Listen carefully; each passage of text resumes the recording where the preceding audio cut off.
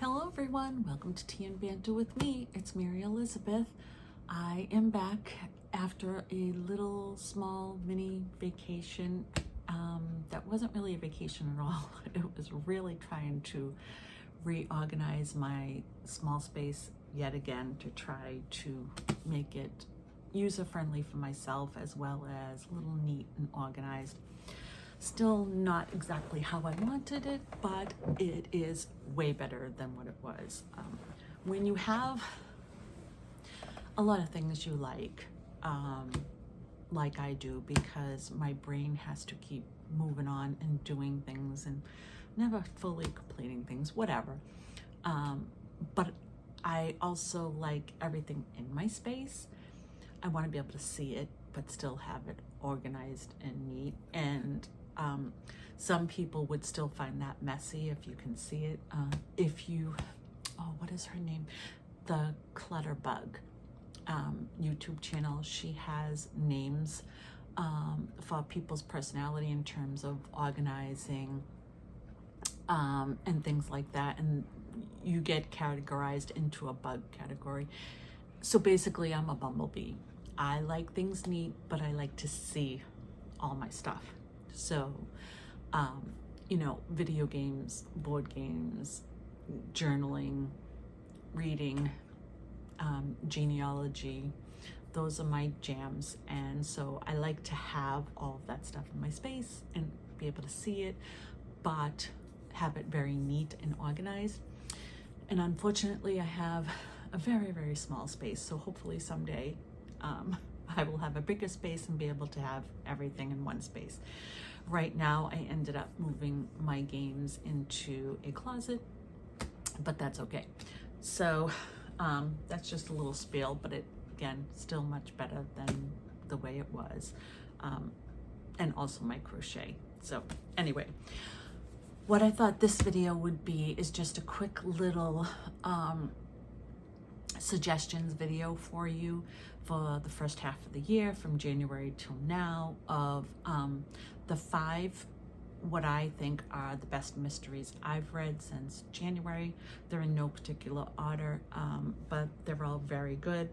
Some are popular ones and some may not be known to you.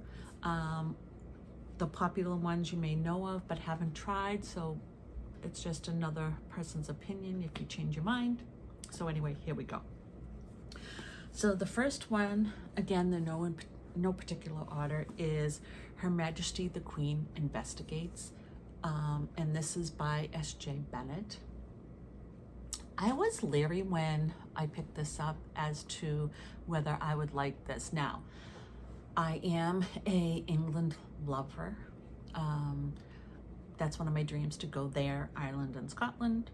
And I love English writers, literature, everything about it. I love it. But I was a little leery of how you make a queen a private sleuth, an amateur sleuth, sorry. So I was skeptical going in, and I have to tell you, S.J. Bennett did a fantastic job. You do learn a little bit about the royal life. There's a little mention of President Obama coming for a meal. There is some references to Prince Charles and all of that in here, and it just adds that little pop of royalty in this. But it is a murder mystery, and the murder mystery is quite interesting. It happens at, which castle does it happen at? I think is it Ballamore? I don't think it's Ballamore. It's Windsor. Sorry, it's at Windsor, and a gentleman is found dead. And so this could be, disgraceful to the royal family, all of that. And what ends up happening is the police force, the MI5, whatever, does report their findings to the Queen, but she doesn't buy their answers. But what I love about her, about the Queen in this series, is she does her own investigation through her secretary, Rosie. And they kind of team up, and Rosie's not allowed to tell anybody anything but the Queen. And the Queen actually ends up steering the police in the right direction to get to the answers that she wants them to get to, because she finds out the correct answers to the mystery and the murder. And it is absolutely a great mystery, a lot of twists and turns. I thought I figured it out and didn't, because I can't tell you why I didn't figure it out, but there is kind of like a twist in this that I originally had a little click in, but then thought, no, that can't be right. And further in, I myself got confused and did not guess. But it is a great mystery, a lot of fun. The Queen is lovely. Rosie is a great amateur sleuth and very committed to the Queen. They just make a great team. I will definitely continue on with this series. It is a great cozy mystery, and I highly recommend it. It is definitely worth the read, especially if you do like royalty. Like I said, you don't get inundated with it, but you get enough that you feel like there's Philip in there, there's talks about her horses and horse racing in there as well. It's just a fun read. It's a good mystery. Highly recommend it. The next one I have is from a Scottish author, and this is Yvonne Vincent, and this is right up there as a favorite series as well. This is called The Losers Club, and this is great mystery.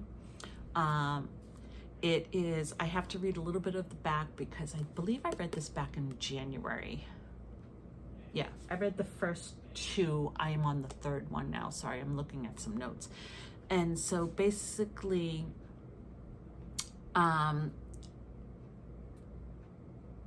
Penny moves back to an island, and because she gets divorced, and she moves back with her twin teenage children. And she ends up staying with her mom and dad temporarily to get on her feet. And she starts a losers club, kind of like a Weight Watchers club, to start her own business to get on her feet. Oh, excuse me. And the postman for the island ends up found murdered. And so that begins the fun, and there are quirky characters on this island. Jim is a veterinarian who I hope becomes a love interest for Penny. He is funny. They are funny together. They have great sense of humor. This is down to earth. Jim and Penny are probably, I would say, like your perfect everyday couple. That would be a great couple in terms of, you hear bodily function jokes, you hear cute weight jokes to each other's, and also just kind of funny things. I think Penny wears some kind of t-shirt about having, boobs go south or whatever, and he makes a funny comment about it, but it's almost like a husband and wife. It's just, they're so funny together, and it's so humorous as they go about trying to solve the crimes. And of course, they have other characters in here that are just as funny. There's another couple in there that are trying to raise their own food organically or whatever, and they use their bodily waste. And I know it sounds horrible, but it's not. It's hysterical. And you also get a little history in here that Yvonne adds in. So it's just a fun time, and I highly recommend it. Penny's mother is a hoot. She's a little upset. She loves Penny. She loves her grandchildren, but she's upset with her husband because he is fighting her because she now had to take down her stripper pole from the bedroom because her grandson needs the bedroom now, and she needs a stripper pole put back in the shed because she needs to take care of her corn. Now, as humorous as it is, we should probably take a lesson for her. I know I could probably use, if I could use that, to get my core into shape. So, but it's a fun time. Highly recommend it. One of it might end up being my top of the year. Who knows? The next one is, again, this is probably a popular mystery series. So the first one is A Quiet Life in the Country, a Lady Hardcastle mystery by T.E. Kinsey. I'm sure many people know this series, but it's popular for a reason. And Lady Hardcastle and Flo are definitely in their stations in terms of upper class and a servant, but they're not their best friends, and they retired together in this little country after being spies. And Flo is, I think she knows martial arts and all kinds of things. Like she can take you down if there's a problem. And so, but they've retired and they moved to this small little town. Well, you can guess what happens. There's a murder, and Lady Hardcastle and Flo are gonna investigate and solve this. And I believe I actually have read the first two in this one as well. That will be in an upcoming video. But there is a dead body found in the woods, and there are farmers, and again, there are stations, and so Flo is able to access the cooks and the maids and the chauffeurs and all of that, while Lady Hardcastle goes about mingling with the others. But they have, again, a great relationship, great sense of humor. They can tease each other, even about their stations, because it's not meant. It's more of kind of like a ridiculousness to it, although Flo does care for Lady Hardcastle and does take care of her. But I don't see it more as a maid, as more as a companion. Highly recommend this. It's a great series. And there's also a little there's comedy in this one, not so much. There's more in The Losers Club, but there are some funny moments in this. The other one, the next one, is A Marlowe Murder Club by Robert Thorogood. I believe this is a popular one as well. Again, if it is, I can see why it is. And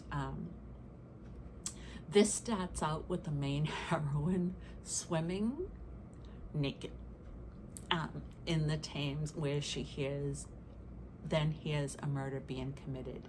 And she is in her 70s. Is she in her 70s or 80s? I think it's 70s. And so she decides that she is going to investigate because the police are not doing enough or believing everything that she says she heard and seen and whatnot. So she's taken the reins, and then along the way she teams up with two other women, and they're three completely different women. So Judith is single, she's in her 70s, she swims naked in the Thames. Then there's the vicar's wife, I forget their names, but she's very prim and proper, and but she ends up teaming up. And then there is the outspoken dog walker, and she ends up joining, and they just become the three to be reckoned with. And they break into places, they just end up becoming a mini family on this journey. There are laughs, there are sadness in it. They're individual stories. Great book. I look forward to reading the second one. I do have the second one here. That is going to be on my TBR. Then the last one, sadly, I don't have the book for. However, I have talked in previous videos how I am only going to keep books that I know I will reread. So this series, I believe, is popular as well, and I'll put a picture. That I will collect these books because I will read them again. And I did actually put it in my reading journal here. It's called A Curious Beginning. It is the Veronica Speedwell Mysteries by Deanna Raybourn. This is probably a popular series. If it isn't, it should be. If it is, there's a reason why it should be. So this is the first book, Curious Beginning, is about Veronica, and I'm looking down here with my notes too because I did read that February, I think it was. And Veronica's mother died, and Veronica is raised by her two aunts, which is technically, I think, her mother's best friends. They're sisters, and then one died and one continued before the book started, and then the reigning aunt passes away at the start of this book, and Veronica is in the process of doing, the wake and the funeral, whatever. And then she keeps seeing this strange man, but he doesn't approach her or anything, so she plans on leaving. She is a lepidopterist. Can never say the word. She basically goes to other countries and gets butterflies and sells them, and so she goes back to her house, and the house is in the process of being vandalized, and she is almost kidnapped. So this gentleman that she keeps seeing comes to her and says she's in danger and she needs to go with him. She does, because Veronica is a modern woman in an older time. This is, I believe, the 1800s, and the Baron ends up taking Veronica and leaves her with someone he trusts, Stoker, until he can come back. He's got some things he needs to investigate and work out, and he gets murdered. And so now Stoker wants to find this killer, but he doesn't trust Veronica, and so he says she's staying with him. She says he can't make her stay with him, but she's going to stay with him because it's an adventure and she wants to figure it out herself.